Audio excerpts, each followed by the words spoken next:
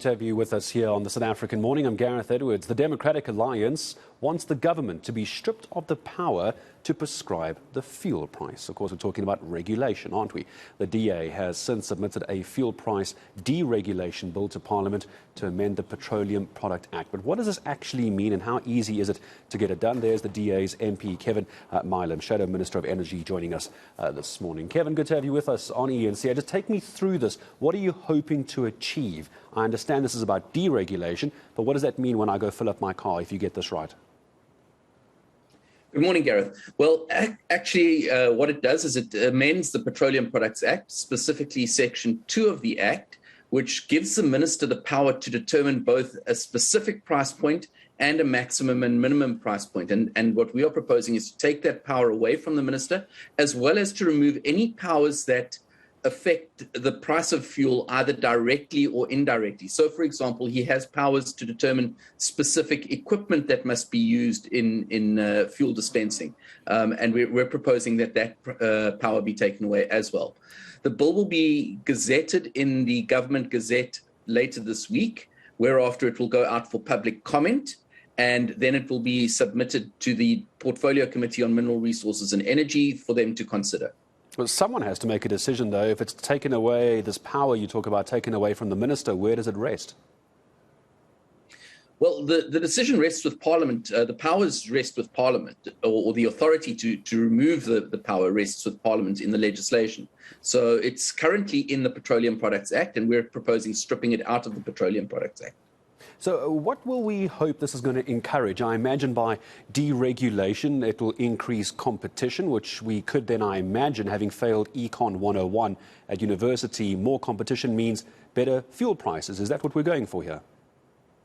That's exactly what our intention is here. So right now, because government sets the fuel price, essentially there is no incentive for wholesalers and retailers to seek the lowest price. And what we are saying is that by taking that power away from government, the wholesalers will be able to purchase from anyone, and they will be able to go and source fuel at a much lower cost and pass that saving on to retailers, who could then pass it on to the customers. And those customers will then be able to say, well, I don't want to go to service station A, I'll go to service station B because their fuel is cheaper there.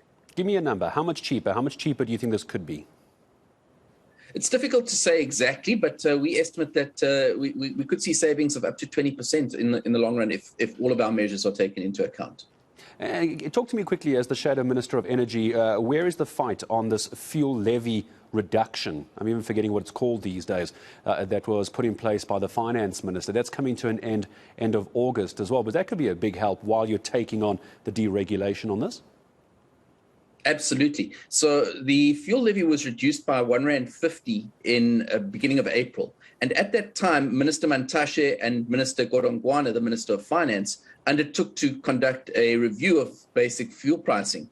And that hasn't taken place. There's been no feedback whatsoever from either of those ministers with regard to basic fuel pricing.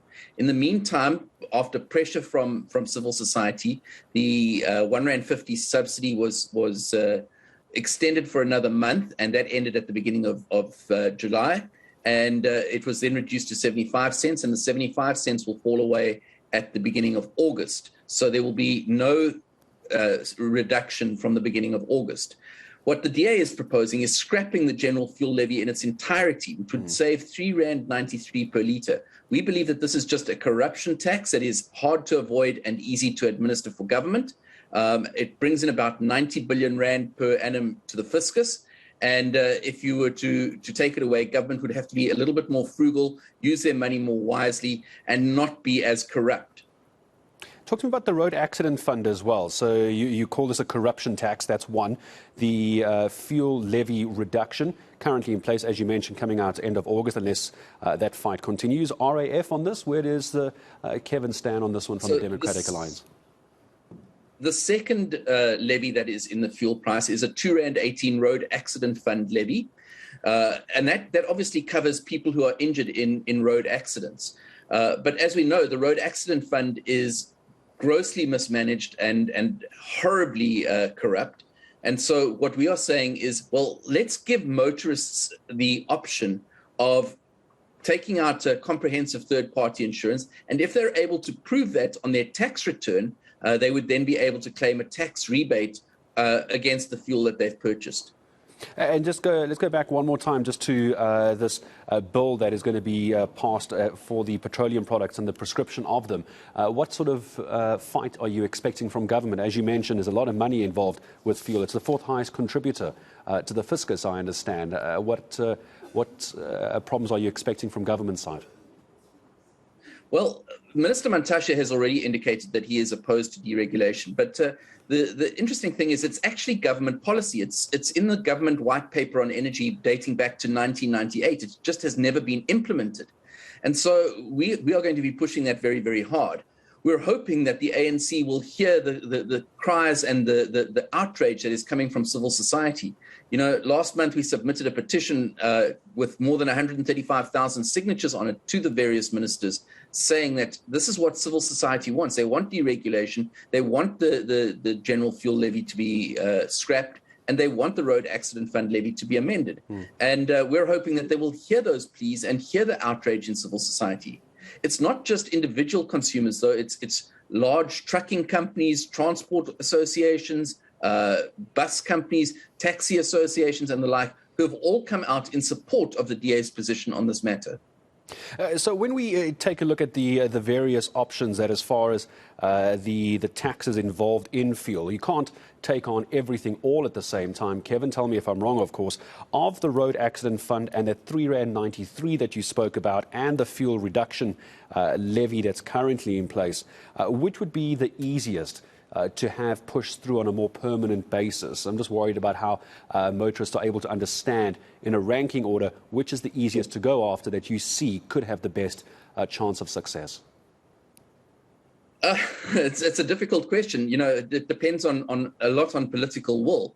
So the issue would be how long does it take to amend legislation? And that can be anything from a couple of months to a couple of years. I'm hoping that the Portfolio Committee will address this with the urgency that it deserves and will push this bill through very, very quickly.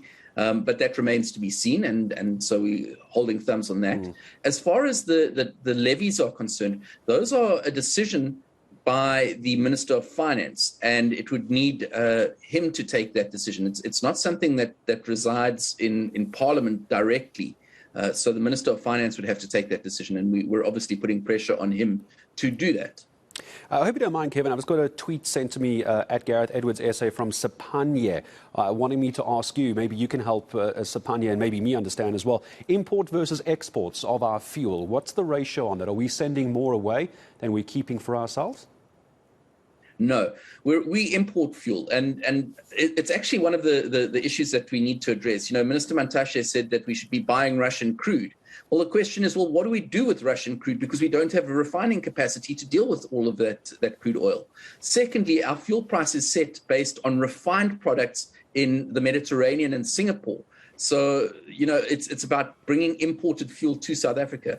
We don't export fuel, significant quantities of fuel out of South Africa. It's primarily an import product.